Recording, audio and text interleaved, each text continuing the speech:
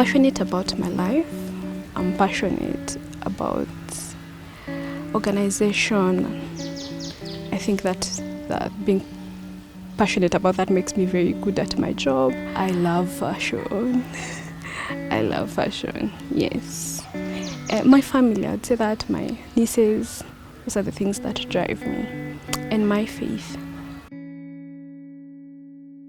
How I discovered I have endo, I had surgery, but I had suffered for a very long time before my parents, even me, we knew what I was suffering from.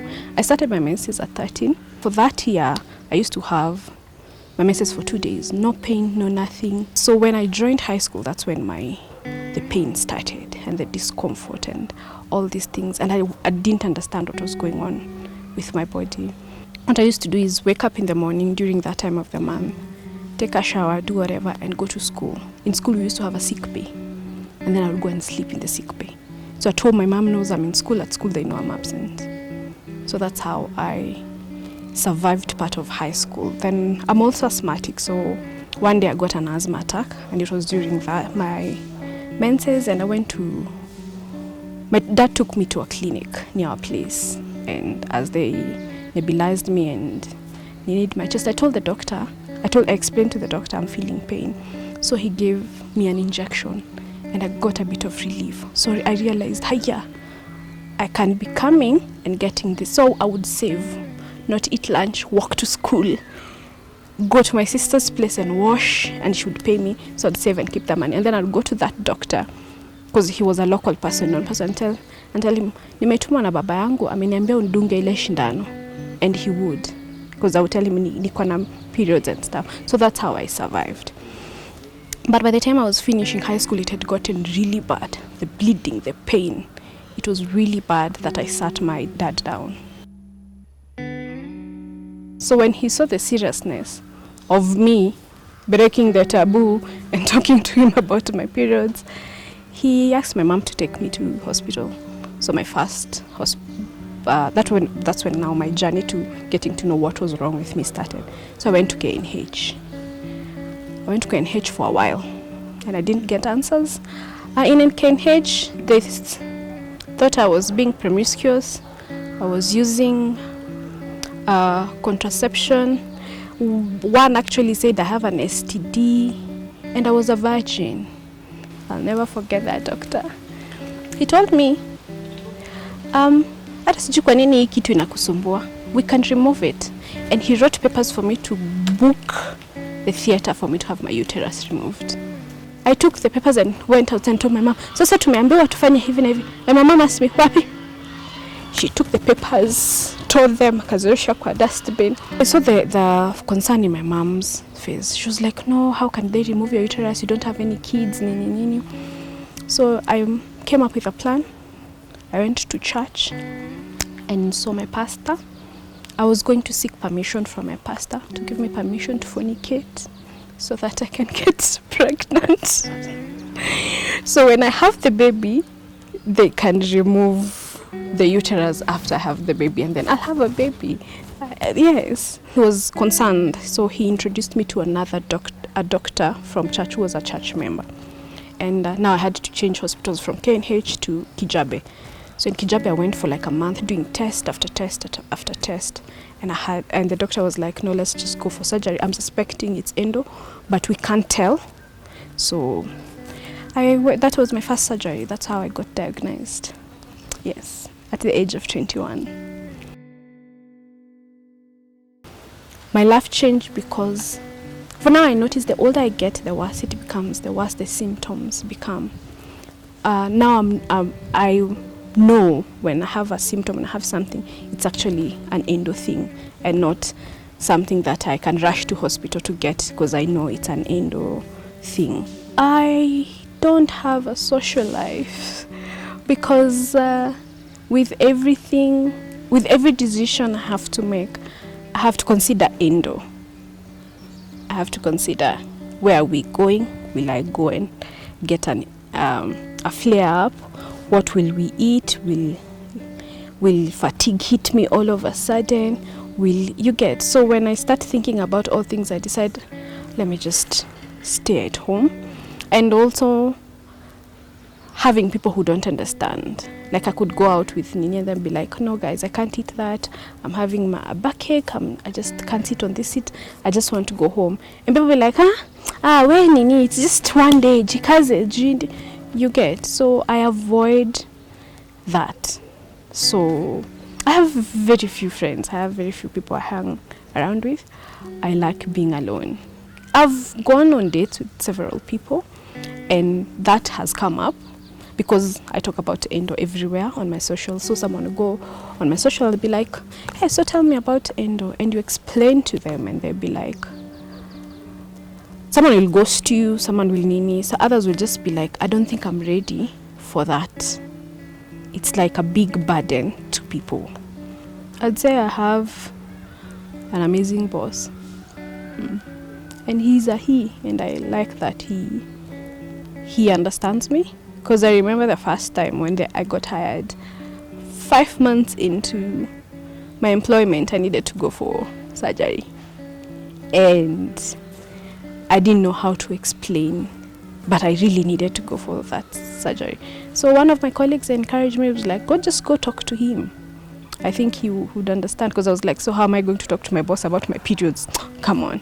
But I did, and he supported me, and they still do.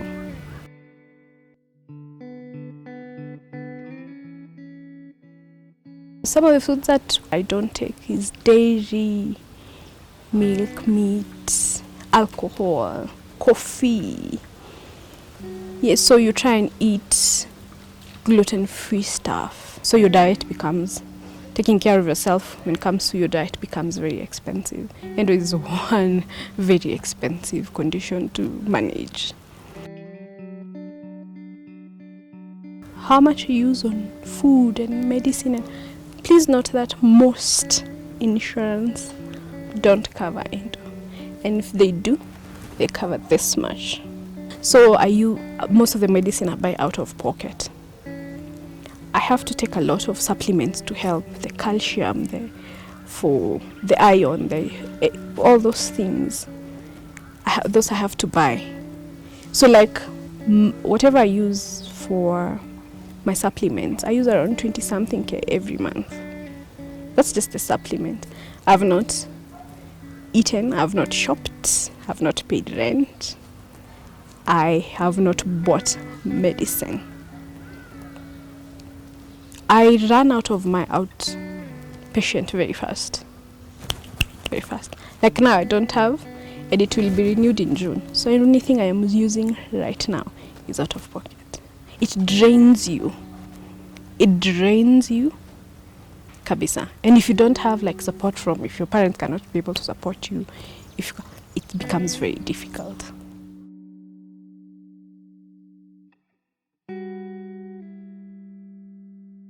How I've managed endo during the pandemic, noting that some guys, their salaries were cut, some were fired. It's been very difficult financially. It's been very difficult. And you see, when you're unable to buy something that you need, a supplement that helps you, or the strongest painkiller that you usually take, or you can't afford to go and get the UV meds that are stronger that will help you. You suffer through, you get like that whole week you're in pain, you can't move, you can't do anything. It also affects your mental health.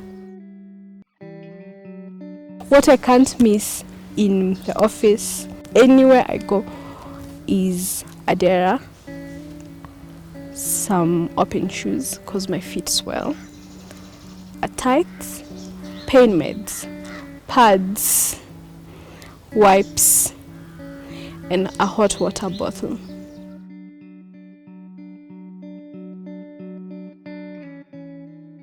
Those things that people tell me that want to make me lose my faith in Jesus. Have a baby, the pain will disappear. Oh, I know this. I know my friend. She took these herbs that helped. I know my cousin's uncle who can help you with this medicine. Hiyo ni kuvumilia tu. Mwanamke akuange mgonjwa.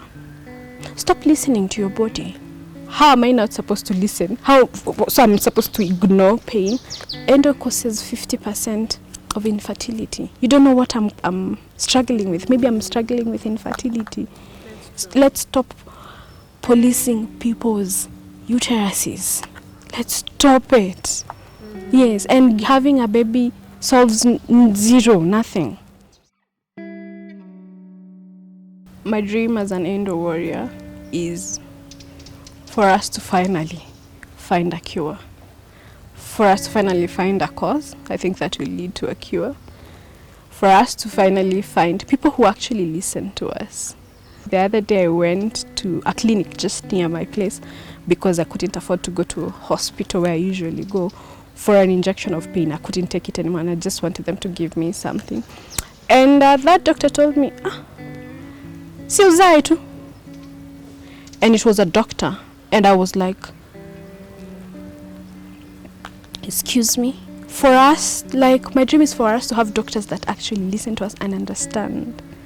For us to have endo specialists in Kenya. The last word, listen to people. And period pains is not normal. Should have discomfort-ish.